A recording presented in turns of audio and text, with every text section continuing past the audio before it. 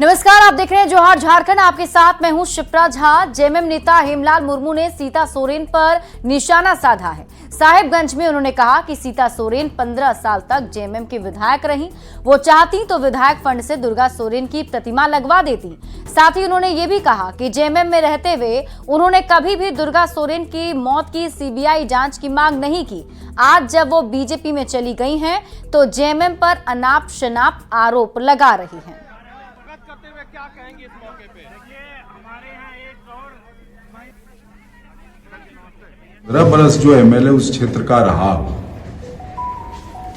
और इतना विधायक निधि उनको मिलता हो हर बरस, वो अगर चाहती तो एक आदमकद मूर्ति वहां लग सकता था।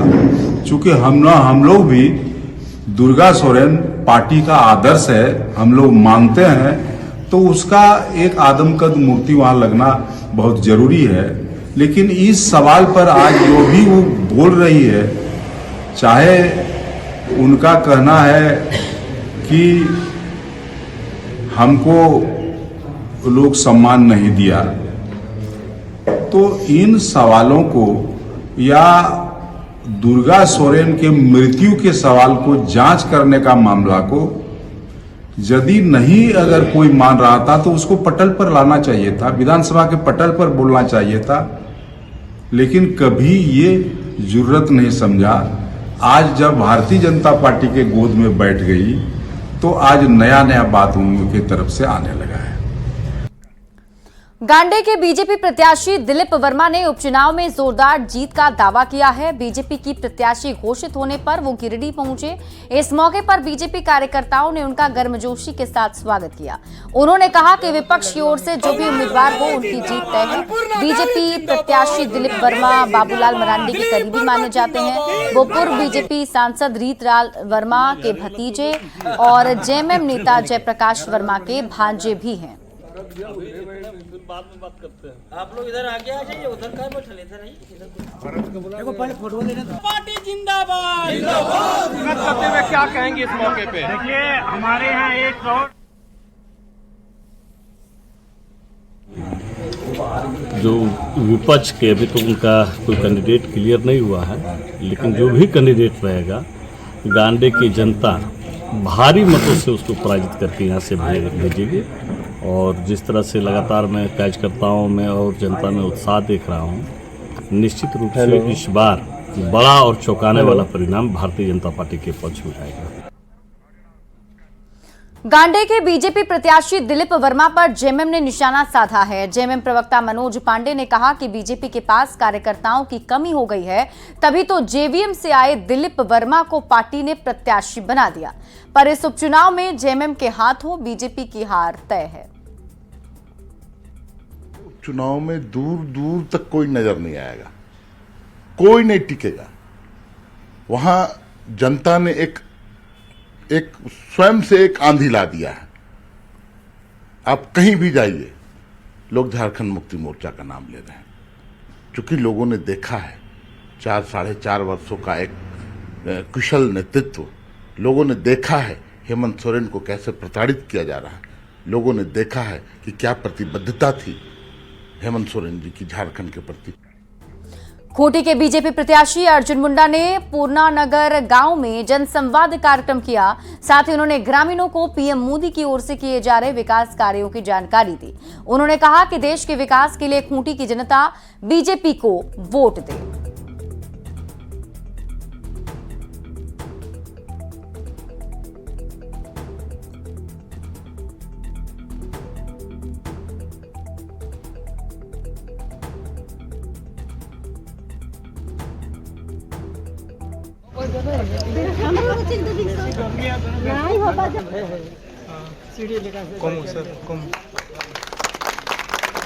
तो आपको बता दें, अब चुनाव प्रचार का अभियान तेज कर दिया गया है। बीजेपी प्रत्याशी अर्जुन मुंडा ने जनसंवाद कार्यक्रम किया, जिसके जरिए उन्होंने पीएम मोदी के विकास योजनाओं की जानकारी लोगों को दी। भगवान बिरसा मुंडा को सम्मान देने का काम भारतीय जनता पार्टी के नेतृत्व में आदरणीय नरेंद्र भाई मोदी के अगुवाई में चल रही सरकार ने गौरव दिवस में मनाते हुए स्वयं प्रधानमंत्री खूंटी में आकर के खूंटी के मट्टी को लेकर तिलक लगा करके भारत विकसित भारत का संकल्प लेते हैं। ये रांची में लोकसभा चुनाव की तैयारियों को लेकर बीजेपी विधायक सीपी सिंह के आवास पर बैठक हुई। इसमें विधानसभा कोर कमेटी और प्रबंधन समिति के सदस्य मौजूद थे। इस मौके पर बीजेपी विधायक सीपी सिंह, सांसद संजय सेठ, वित्त प्रभारी अजय मारू समेत कई नेता और कार्यकर्ता शामिल हुए। बैठक में विधानसभा क्षेत्र में बूथ स्तर पर मजबूती को लेकर रणनीति बनाई गई। सभा के कोर कमेटी एवं प्रबंधन समिति की बैठक हो रही है, जिसमें हमारे लोकसभा के प्रभारी बालमुकुंद साहे जी हैं, माननीय सांसद संजय सेठ जी हैं, हमारे इस रांची विधानसभा के प्रभारी हमारे अजय मारू जी पूर्व सांसद भी हैं, जिला अध्यक्ष और सारे कोर कमेटी के सदस्य हैं। बैठक में तय हो रही है कि हमें कैसे इस चुनाव में सभी को अपनी अपनी भूमिका अदा करनी है। संकल्प ले चुके हैं अब की बार 400 के पार, और इस 400 के पार में रांची लोकसभा की एक सीट होगी। जो कहते हैं ना, रांची लोकसभा की जनता भी तैयार है कि प्रधानमंत्री नरेंद्र मोदी के गले में जो 400 फूलों की जो माला होगी, उसमें रांची का भी एक कमल होगा।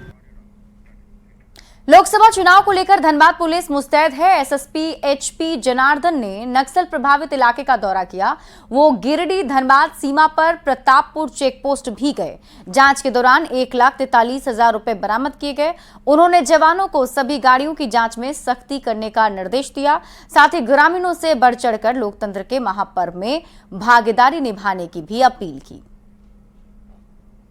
इलाका में जो बूथ है, बूथ विजिट करने के लिए आज हमारा जो कमांडेंट 154 बटालियन जो हमारा कमांडेंट के साथ साथ सीपीएमएफ का धनबाद जिला का नोडल ऑफिसर है, उसके साथ निकला हुआ है। हम लोग अभी चेक पोस्ट का चेक किया है। इसके बाद हम लोग कुछ गौरव प्रभावित एरिया का बूथ भी विजिट करेंगे और बूथ में जो आसपास का पब्लिक है, पब्लिक से भी बात करेंगे। नक्सल का गतिविधि पर भी हम लोग नज़र रख रहे हैं। साथ में नक्सल एरिया में बढ़ा चढ़ा के इन लोगों को अपना वोट देने के लिए प्रेरित करने का भी रिस्पॉन्सिबिलिटी प्रशासन का है, हम लोगों का है। हम लोग ये वाला काम भी कर रहे हैं। जमशेदपुर में लाल बाबा फाउंड्री के प्लास्टिक गोदाम में अचानक आग लग गई। आग की लपटें देखते ही देखते भड़कने लगी। इसके चलते आसपास की 3 और गोदाम में आग लग गई। इससे पूरे इलाके में हड़कंप मच गया। हवा के झोंके से आग की लपटें और तेजी से फैलने लगी। खबर मिलते ही फायर ब्रिगेड की 8 और गाड़ी मौके पर पहुंच गई और आग बुझाने की कोशिश तेज हो गई। बर्मा माइंस पुलिस की टीम भी मौके पर पहुंची और भीड़ को वहां से हटाया गया। आग में लाखों रुपए के नुकसान होने की आशंका है। फिलहाल शॉर्ट सर्किट से आग लगने की आशंका जताई जा रही है। आग पर काबू पाने तक सामने की सड़क पर आवागमन रोक दिया गया था। साथ ही फैक्ट्री में मौजूद कर्मचारियों को भी बाहर निकाल दिया गया है। से हुआ है, शॉर्ट सर्किट से आग लग गया है। रबड़ था गोदाम में और प्लास्टिक था, यही कारण आग लगा है। क्या बंद पड़ा था गोदाम? बंद नहीं, खुले रहता था, डेली काम होता भी था, नहीं भी होता था। कैसे गोदाम थे? स्क्रैप का समझिए, स्क्रैप गोदाम है सर। कितना गोदाम में लगा है? वो 1,50,000 मान लो, ज्यादा नहीं है। कितने गोदामों में आग लगी है? अभी तो फिलहाल हम अपना देख रहे हैं, इधर ही लगा है मेरे गोदाम में। अभी इधर आया हुआ फायर ब्रिगेड आया हुआ, आग बुझा रहा है।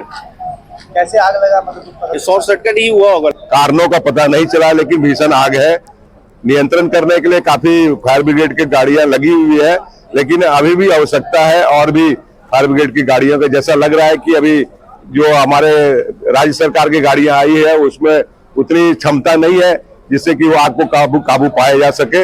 लेकिन ऐसा लगता है कि अगर इस काबू नहीं हम लोग कर सकेंगे तो बगल में अपना कैलाश नगर निवासी इलाका है जिसमें कि हमारे बस्तीवासी रहते हैं।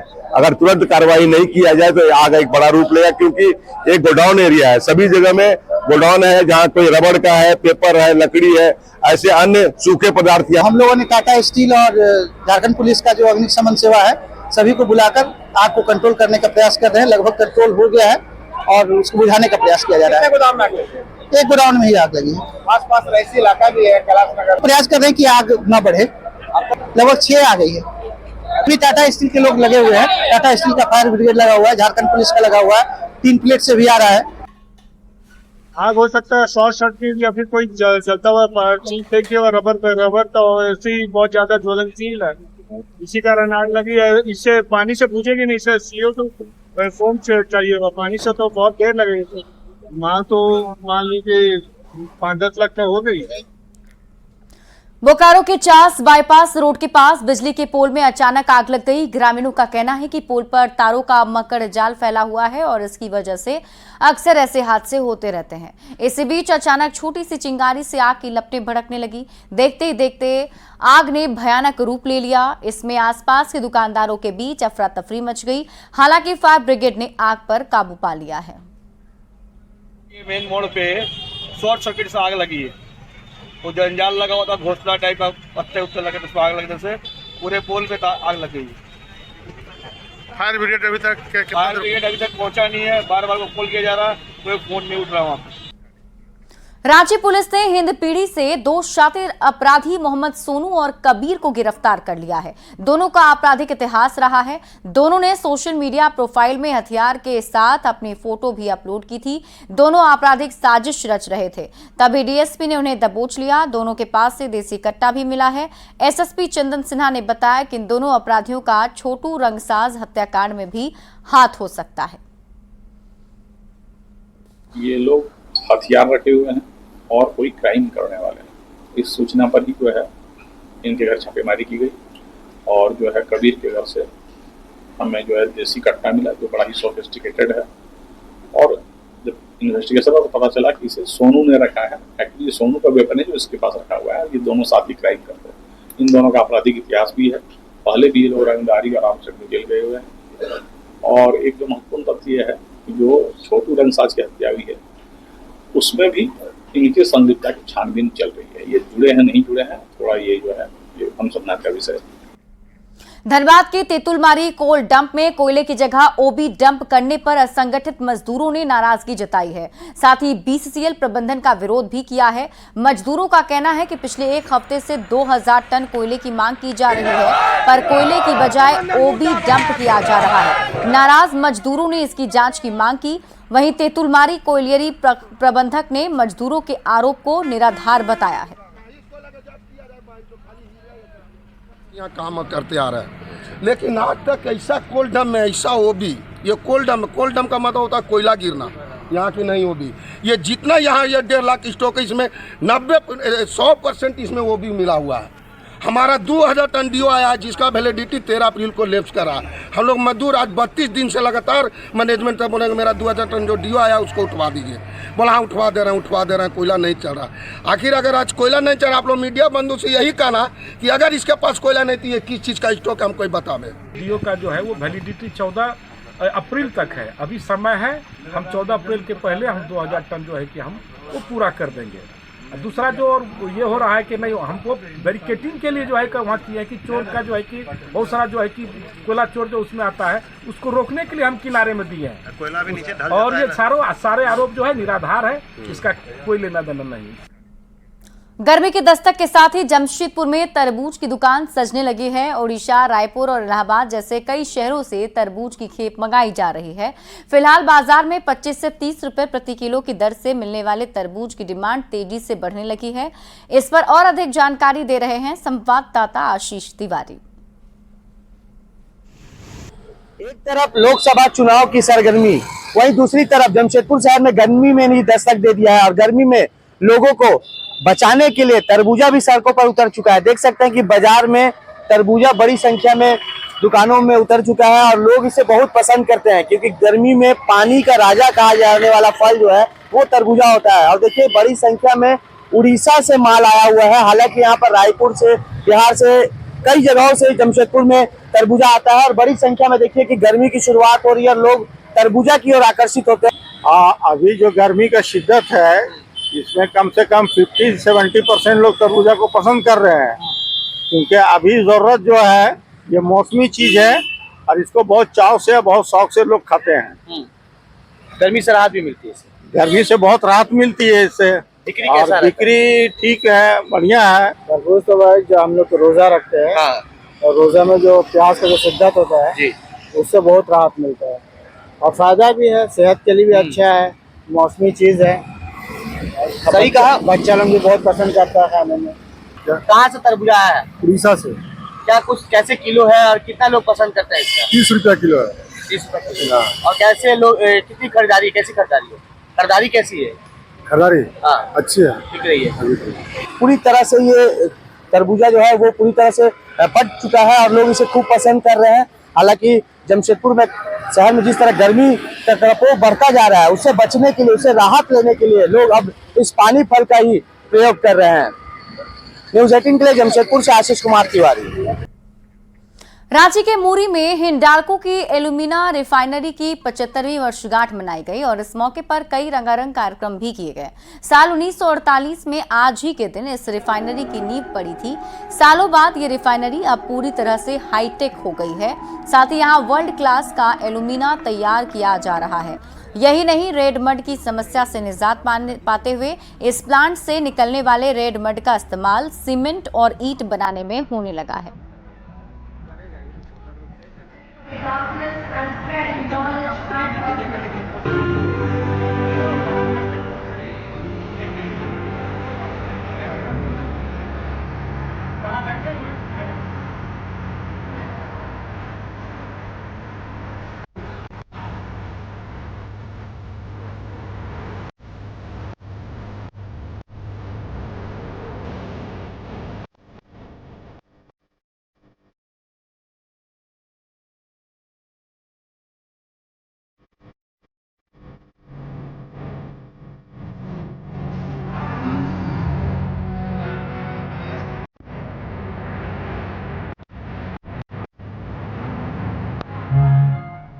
खुशी है कि 75 साल का एनिवर्सरी अभी मूरी प्लांट में हो रहा है।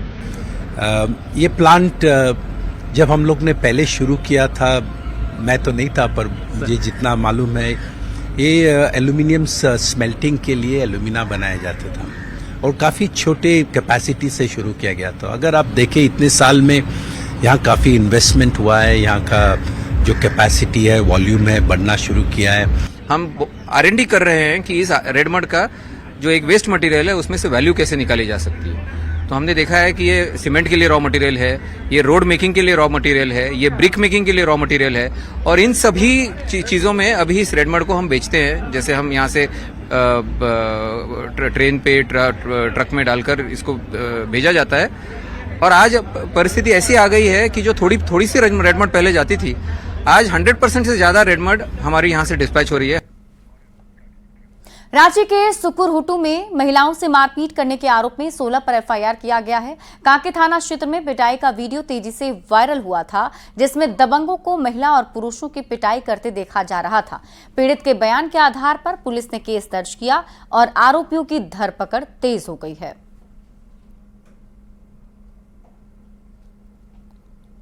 में उस संबंध में प्राथमिकी कांके थाना में दर्ज की गई है। 16 उसमें नामजद लोगों के खिलाफ प्राथमिकी, अमान्य लोगों के खिलाफ प्राथमिकी दर्ज कर अगतर कार्रवाई, छापेमारी की कार्रवाई की जा रही है। लोगों को चिन्हित किया जा रहा है और सबसे पहले हम लोगों के द्वारा वीडियो की प्रमाणिकता जांच की गई। तो वीडियो में जो भी दिखाया जा रहा है वो घटना सत्य है और अभी हम लोग घटनास्थल का भी मेरे द्वारा निरीक्षण किया गया है और जो भी इसमें 16 नामजद व्यक्ति के अलावा भी जो लोग शामिल हैं उन सभी को चिन्हित करने का प्रयास किया जा रहा है और अब तक कार्रवाई की जा रही है। गिरिडीह के करहरबारी पंचायत में हैवान पति ने 4 महीने की गर्भवती पत्नी की बेरहमी से पीटकर हत्या कर दी। पति मोहम्मद हसनैन और पत्नी यास्मीन खातून के बीच झगड़ा हुआ था और इसी दौरान पति ने पत्नी की लाठी डंडे से पिटाई कर दी। पुलिस ने आरोपी पति को जेल भेज दिया है।